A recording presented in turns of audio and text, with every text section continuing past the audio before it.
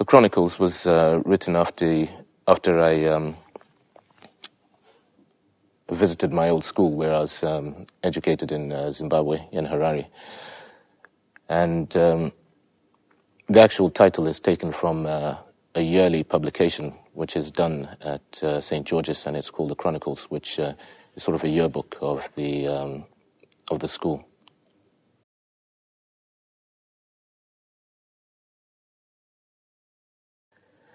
They still drew the old roller over the cricket pitches, with men yoked like a team of oxen to the stubborn iron wheel. The grass smelt as the grass did, all rich beneath the afternoon sun, the heat flashing to the ground with a blinding flick of steel.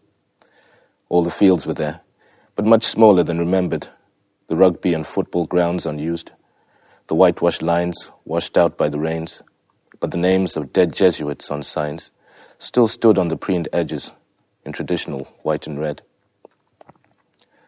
Up into view, the memorable Tower of Stone rose with all the dreams of climbing up the winding cool stairwell, up to the top of the turret, where thoughts of fields soft with breaths of Natal grass met the sky with hope and refuge. But those were just a schoolboy's dreams, brought on by the huge bronze plaque of St. George plunging his spear, extinguishing our fears of the dragon. Though all that bullshit vanished with age, the staged hero on the forged plaque still remained some old myth the Jesuits liked to work on. I'm here to go through the Chronicles, 86 to the mid-90s. The receptionist is grey and half-deaf. I'm apparently soft-spoken, so there's a lot of repetition accompanied by grimaces and apologies. I'm here to go through the Chronicles. Yes, to another question. I did attend here some years back. Yes, an old Georgian, an old boy. The phone slowly goes up to her ear as she mentions something about strange visits and requests from foreign journalists wanting to sit in on classes or have private interviews with the boys. Penny? Yes, Penny, it's me. I seem to have a safe one here.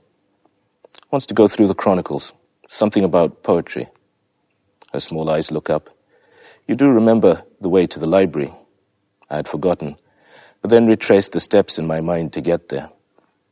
Each class I pass, a voice spills from the mock Edwardian windows. The red-polished floors tap under my feet, and a sweet blessedness fills me that I'm not sat in those sweat rooms of learning, shadows of my youth, daydreaming about a new world after the first kiss. The study hall has lost all its desks and holds an array of instruments and chairs for classical musicians.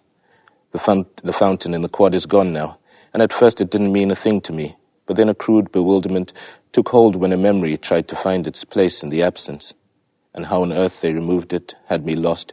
The lawn was perfectly smooth.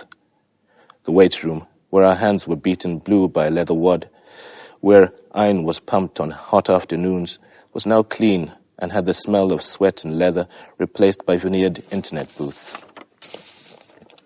Outside an office, a boy lifted his hat and said good morning in a way that had me question what he'd said. It was only when I looked back that I noticed the strain on his face. His rheumy eyes and the big black words scoured across his chest. Faggot. I could see how easily they could have pinned him down. The tree was there, where we sat at break trying to forget the calabar that still hasn't faded outside the gates. The smell of musasa leaves and old orange peels revived a dead ache that filled my belly. A mob outside the science labs, fists of other kids. When I met Penny, she smiled, and something told me it wasn't a strange request to come here and go through the Chronicles. She had them stacked up on her desk, all piled up chronologically, towers of memories, names and dates in black and white at my disposal.